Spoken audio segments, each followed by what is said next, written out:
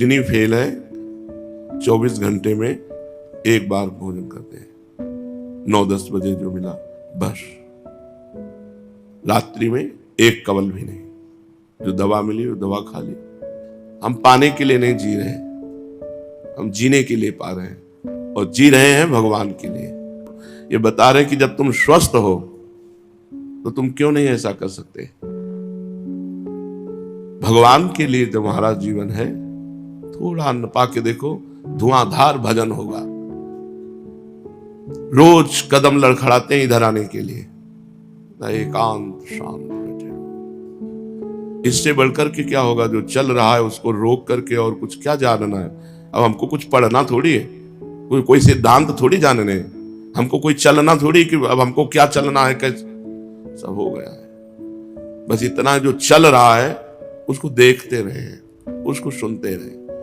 आप लोगों को चाहिए एक बार शरीर को तोड़ो, आहार, उचित आहार दो, आराम से चल पाओ, आराम से दिनचर्या हो जाए। हमारी किडनी फेल दिनचर्या हो रही है तो तुम्हारी क्यों नहीं? हमारी दिनचर्या छोटी मोटी है। 1 बजे बैठ गए थे, 1 बजे बैठ गए थे, 3 बजे चल के आए हैं, जल्दी जल्दी करके सत्संग, झूला, एकांतिक, फिर आसन में बैठना। ऐसी दिनचर्या थोड़ी होती साधु की। 1 मिनट का समय नहीं, 1 मिनट का समय नहीं। कभी ऐसे नहीं कि व्यर्थ बैठे हुए चलो हंसी मजाक हो, 1 मिनट नहीं। आप लोगों को तो पूरा का पूरा समय है।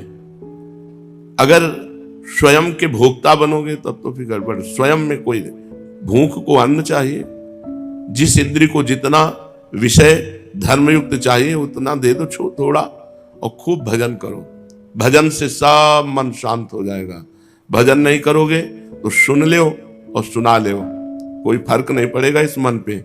बहुत बलवान मन है, बलवान है, दृढ़ है, चंचल है, विषयगामी है। मन की चंचलता तभी तक बाधक होती है जब तक स्वयं में कुछ भी कामना का अंश रहता है, काम का अंश रहता है। काम का अंश ऐसा बना लो शरीर की भोग लायक ही न रहे, भोग लायक ही न रहे। हाथ उठा के इधर रखने में परेशानी महसूस हो, करवट लेने में थकान महसूस हो, इतना क्षीण कर दो शरीर को, तो देखो अध्यात्म बल जागृत हो जाएगा। अब पेट निकल रहे हैं, चर्बी चढ़ रही है, तो अब फिर काम तो सताएगा ही। उचित भोजन, कुछ देर आसन में बैठो, मर थोड़ी जाओगे। कम से कम 30 मिनट तो बैठो। वैसे तो 48 मिनट बैठना चाहिए, 2 घड़ी, पर 30 मिनट तो बैठो। पद्मासन में, सिद्धासन में बैठो, शांत परमात्मा का चिंता। साधु हो, भगवत मार्ग के पथिक हो, यदि गृहस्थ हो तो भी तो भगवत मार्ग के पथिक तो हो ही। अरे 30 मिनट आसन में बैठो तो ठीक होने लगोगे। पद्मासन में, सिद्धासन, अब शरीर को इतना दुलार किए हुए हो कि कठोरता में आ ही नहीं रहे हो। तुम इंद्रिय मन की विलासिता को अपनी विलासिता समझोगे जब तक, तो काम का अंश सर्वथा निवृत्त नहीं होगा और मन चंचल बना रहेगा। देहाभिमाने गलिते विज्ञाते परमात्मनि, यत्र यत्र मनो याति तत्र तत्र परामृतम। देहाभिमान गलित हो जाने पर परमात्म तत्व का बोध हो जाता है। तब जहां जहां मन जाता है वहां वहां परमात्म तत्व का अनुभव होता है। इसलिए उसकी अखंड समाधि रहती है, सहज समाधि रहती है। अगर मन जाता भी है तो जहां जहां जाता है वहां वो परमात्मा को देखता है। तस्याहम निग्रहम मन्ये वायुरिव सुदुष्करम। अर्जुन जी कह रहे हैं मन बड़ा बलवान है, बड़ा दृढ़ है, प्रमथन स्वभाव वाला है, चंचल है, इसको रोक लेना बहुत कठिन समझते हैं। जैसे आकाश में विचरण करते हुए वायु को कोई मुट्ठी में नहीं पकड़ सकता, ऐसे ही विषयों में विचरण करते हुए मन को कोई नहीं पकड़ सकता। इसका निग्रह करने को मैं महान दुष्कर मानता हूं। अब भगवान बोले, असंशयम महाबाहो मनो दुर्निग्रहम चलम अभ्यासेन तु कौन्तेय। यही वैराग्येण च गृह्यते। वैराग्य, जितने से काम चल जाए, रोटी दाल सब्जी काम, आधा पेड़ा एक पेड़ा दे दो जो घर का बना हुआ अपने, बस। भजन करना है या पहलवानी करना है? भजन करना है। भजन करना है तो भगवान कह रहे हैं अभ्यासेन तु कौन्तेय वैराग्येण च गृह्यते। अर्जुन महाबाहु, तुम ठीक कह रहे हो, असंशयम, इसमें कोई संशय नहीं है। ये मन बड़ा चंचल है और इसको रोक लेना, इसको निग्रह कर लेना बड़ा कठिन है। ये तुम्हारा कहना बिल्कुल ठीक है, परंतु हे कुंती नंदन, अभ्यास और वैराग्य के द्वारा इसको वश में किया जा सकता है।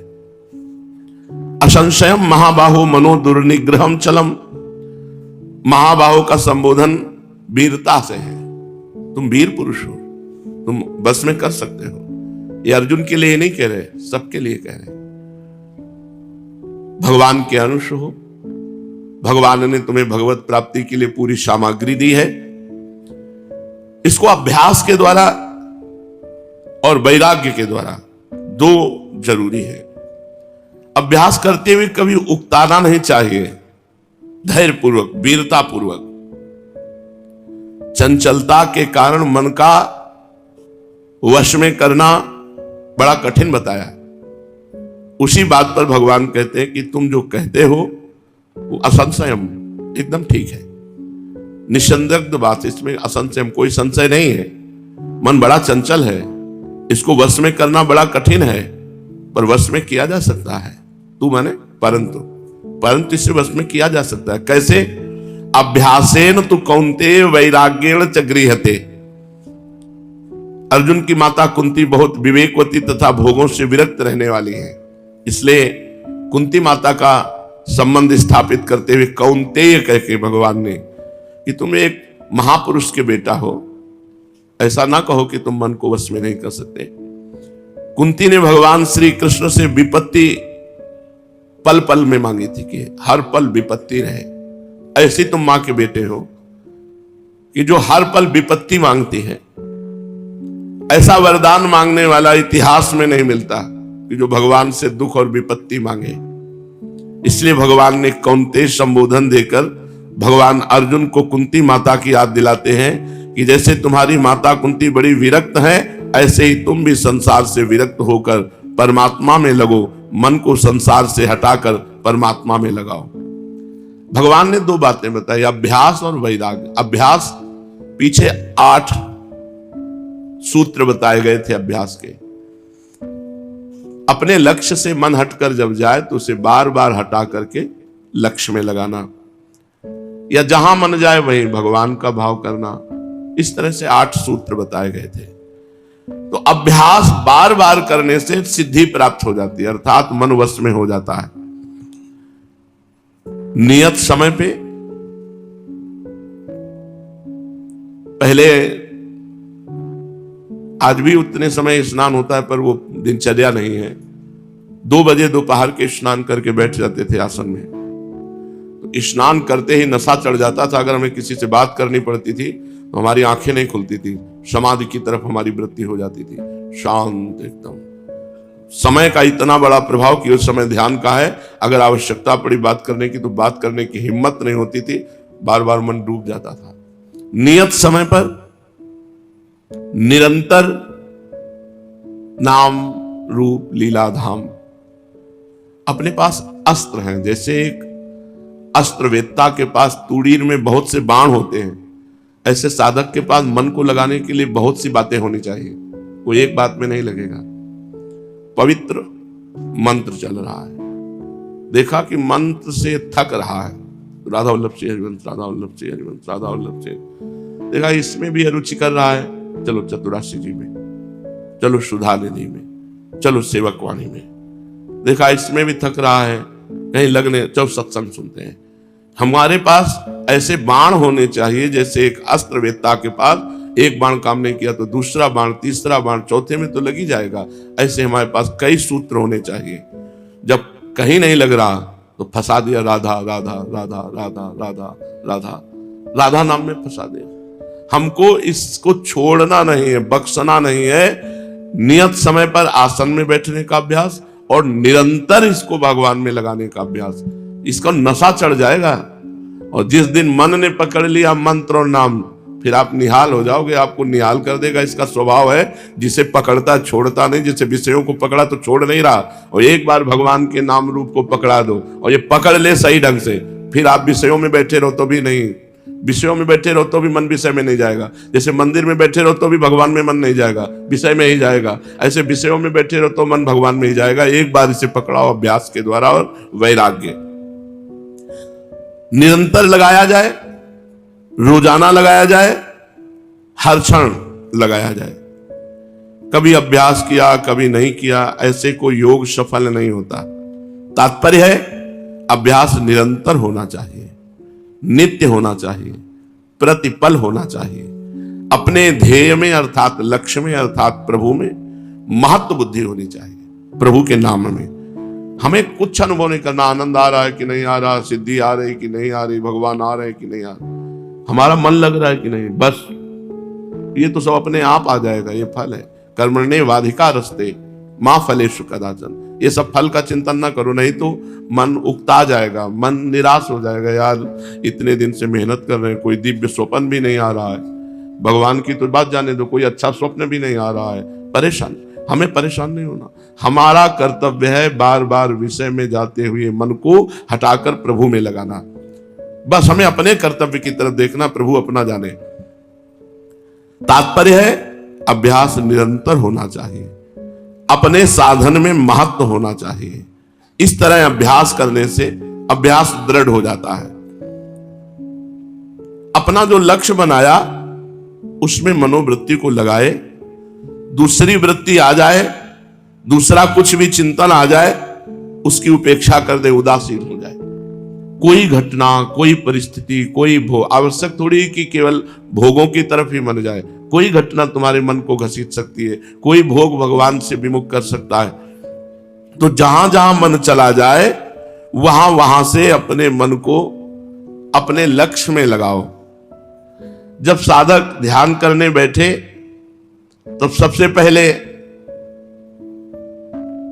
श्वासों को खींचे और छोड़े। जब भजन के लिए बैठे जरूर करो यार, आसन में बैठो, करके देखो, बहुत लाभ मिलेगा। सीधी श्वास खींचो, आराम से भरो, फिर आराम से छोड़ दो, फिर आराम से भरो, फिर आराम से छोड़ दो। ऐसा 10 बार करो और फिर ये विचार करें कि मैं संसार का चिंतन छोड़ करके अब भगवान के भजन में, भगवान के ध्यान में लग रहा हूं। भगवान का चिंतन करना प्रारंभ करे और जब जब मन जहां जहां जाए वहां से हटा हटा करके प्रभु में लगाने की कोशिश करे। या जहां जहां मन जाए वासुदेवा सर्वम सब में भगवान है, ऐसी भावना करे। भगवान के नाम का जप करे, पर जप में 2 बातों का ख्याल रखे। ये बहुत अनुभव की बात बताई जा रही है। आप ध्यान देना, जल्दी जल्दी नाम जपने में, नाम जब चल रहा हो मन भाग जाएगा, और उसको ब्रेक में लगाओ और धीरे से लाओ। राधा राधा, और वो विचलित होगा। अब इतने में हम लिख दिए पूरा राधा राधा। अब अपने तो बता रहे हैं, ने पूरा मंत्र पूरा प्रारंभ से लेकर के अंतिम तक पूरा ऐसे लिखा, पूरा दिखाई देना चाहिए। हर बार हर जप में हर बार मंत्र पूरा लिखना है, हर बार पूरा मंत्र दर्शन करना है और मंत्र सुनना है। भागने का चांस ही नहीं रहता। अब राधा राधा राधा राधा राधा राधा राधा, अब ये पूरा प्लानिंग करता रहेगा, राधा राधा चलता रहेगा। कह रहे हैं कि नाम जप करे पर 2 बातों का ख्याल रहे। एक तो नाम के उच्चारण को पूरा सुनाई देना चाहिए, और दूसरा नाम के जप में अंतराय बीच में नहीं आना चाहिए। राधा राधा, इतने में एक राधा और हम बोल सकते थे। खाली नहीं जाना चाहिए, लंबा खींचो, अंतराय मत रखो, सुनो और देखो। उसी नाम को देखो लिखा है कि नहीं सामने तुम्हारे, उसी को सुनो। बहुत आराम से जपना। कोई गिनती से भगवान मिलते हैं क्या? भगवान गिनती से नहीं मिलते। सब गिनती पिनती तो शुरुआत की बातें हैं। मन को डुबाना है। माला तो कर में फिरे, जिभ्या फिरे मुख माही, मनुआ तो 34 फिरे, ये तो सुमिरन नाई। सुमिरन तो राधा राधा, हृदय द्रवित हुआ जा रहा है, राधा राधा पुकार रहे हो। राधा भले ही कम जप हो, लेकिन ध्यान पूर्वक जप हो। अब उसको अभ्यास मत छोड़ना आप लोग। 1000 बार ऐसे कहे राधा राधा राधा, 1000 बार, और 100 बार ऐसे कहे, और 1 बार ऐसे। 1 बार आपने मानसिक किया तो 1000 बार वाचिक का फल प्राप्त होगा। 1000 बार राधा राधा वाचिक का फल, 1 मानसिक में, पर पूरा तन्मयता पूर्वक। पर इसको लेकर के आप वाचिक मत छोड़ देना, नहीं तो किसी काम की नहीं रह जाओगे। क्रम बाई क्रम जब आता है, वाचिक से उपांश, उपांश से मानसिक, तब वो सिद्ध हो जाता है। जिस नाम का उच्चारण किया जाए, मन के नेत्रों से निगरानी रखी जाए कि पूरा लिखा कि नहीं लिखा। पूरा आराम से लिख करके, सुन करके, तब आगे बढ़ो। अभ्यास का बहुत बड़ा प्रभाव होता है। एक नाम, अब देखो, ये बहुत चतुर साधक के लिए बात बता रहे हैं। अगर आपका मन बहुत भाग रहा है, आपको वश में करना है, एक नाम उच्चारण कीजिए दूसरा, और लिखिए दूसरा। उच्चारण हो रहा है राधा राधा, और लिख रहे हैं निज मंत्र। उच्चारण कर रहे हैं हम और कुछ, लिख रहे हैं कुछ और। भाग कहां भाग के जाएगा, भागने। और ऐसा ज्यादा देर कर नहीं सकता कमजोर साधक, प्रवीण साधक कर सकता है। चतुरासी जी चल रही है अंतर में, और ऊपर राधा वल्लभ नाम लिखता चल रहा है, राधा वल्लभ राधा वल्लभ राधा वल्लभ, और अंदर चल रहा है चतुरासी जी के पद एकदम। उस समय फिर एक शब्द किसी का सुनना, एक इशारा भी बात करना बर्दाश्त करें, क्योंकि डबल चल रहा है, छूटने का कोई सवाल नहीं है। बस अब डबल चल रहा है। चतुरासी जी का पद छूटना नहीं चाहिए, ऊपर राधा वल्लभ लिखना बंद नहीं होना चाहिए। मन को फंसाओ। और उपाय बता रहे हैं, भौरे की तरह गुनगुनाते हुए नाम मंत्र।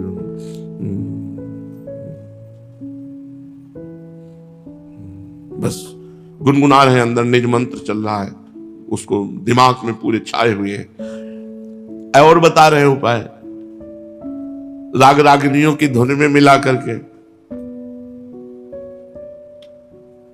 किसी भी ध्वनि में, फिल्मी ध्वनि में ही सही, जोड़ लिया उसको। अपना मन जिस ध्वनि में लग रहा है उसी ध्वनि में जोड़ लिया, और राग रागिनी ध्वनि में लेकर के उसको गान कर, बार बार गान कर। जब इस तरह हम नाम में बार बार मन को लगाते हैं, तो हमारा अभ्यास दृढ़ होता है।